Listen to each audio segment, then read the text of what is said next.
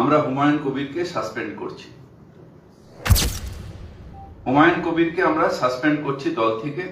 দলের সাথে তার কোনো সম্পর্ক থাকবে না, দলের সাথে তার কোনো সম্পর্ক থাকবে না।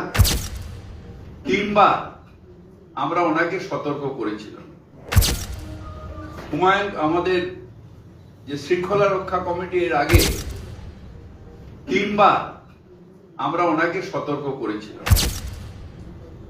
এখন আবার উনি এইটা করছেন। আমরা পার্টির ঊর্ধ্বতম নেতৃত্বের অর্থাৎ আমাদের পার্টির চেয়ারম্যান এবং জেনারেল সেক্রেটারি দুজনেরই মতামত নিয়ে আমরা হুমায়ুন কবিরকে সাসপেন্ড করছি। হুমায়ুন কবিরকে আমরা সাসপেন্ড করছি দল থেকে। দলের সাথে তার কোনো সম্পর্ক থাকবে না, দলের সাথে তার কোনো সম্পর্ক থাকবে না। তার কারণ যারা ধর্ম নিয়ে রাজনীতি করে, ডিভিশনাল পলিটিক্স করে, মানে ধর্ম নিয়ে মানে ডিভিশন ভাগ করার চেষ্টা করে, তাদের সাথে দল কোনো সম্পর্ক রাখবে না। এরপরে আমি কিছু বলার জন্য আমাদের নিয়ামত দাকে দু এক কথা বলার জন্য অনুরোধ করছি। চেয়ারম্যান আমাদের মুর্শিদাবাদ যে সাংগঠনিক জেলা তৃণমূল কংগ্রেস তার চেয়ারম্যান। এই বিষয় নিয়ে আমি বিশেষ কিছু বলতে চাইছি না। আমাদের হাকিম সাহেব বিস্তারিতভাবে বলেছেন। এখন পার্টির সিদ্ধান্ত, যেহেতু আমরা পার্টি করি, পার্টির সিদ্ধান্ত আমাদেরকে এই মুহূর্তে মানতে বাধ্য হতে হবে। কারণ আমরা যে পার্টির নেত্রীকে দেখে আমরা এই দলে এসেছিলাম, এখন শৃঙ্খলা ভঙ্গের কারণে যদি এই সিদ্ধান্ত নিয়ে থাকে, পার্টির সঙ্গে আমি আছি, এইটুকু বলে আমি ধন্যবাদ জানিয়ে শেষ করছি।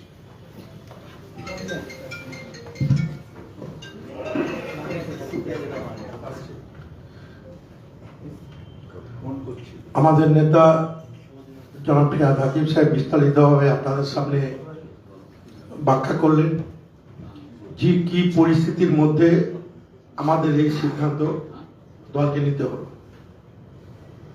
আমরা দীর্ঘদিন একসঙ্গে রাজনীতি করেছি মুর্শিদাবাদ জেলায়। ওনার রাজনীতি একটা বৈচিত্র্যময় একটা চরিত্র। আমি একটা তথ্য আপনাদের বলি, আমরা একসঙ্গে কংগ্রেস করতাম। 1998 সালে উনি কংগ্রেস ছিলেন, তৃণমূল কংগ্রেসে গেলেন।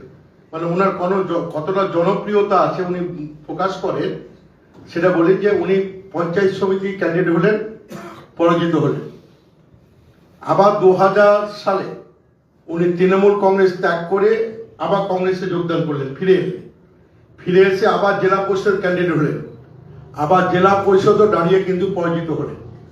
আবার 2008 সালে উনি কিন্তু কংগ্রেস ছেড়ে দিয়ে মানে আইএনসিতে আবার 2008 সালে আইএনসিতে উনি দাঁড়িয়ে একবার জিতলেন, মানে জেলা পরিষদে 2008 সালে। 11 সালে উনি কংগ্রেসে দাঁড়িয়ে বিধায়ক হলেন। আবার 2012 সালে উনি কংগ্রেস ছেড়ে তৃণমূল কংগ্রেসে মানে দাঁড়িয়ে ওখানেও কিন্তু উনি আবার পরাজিত হলেন। 2016 সালে আবার কংগ্রেস ছেড়ে নির্দলে এমএলএ ক্যান্ডিডেট হলেন, সেখানেও হারলেন।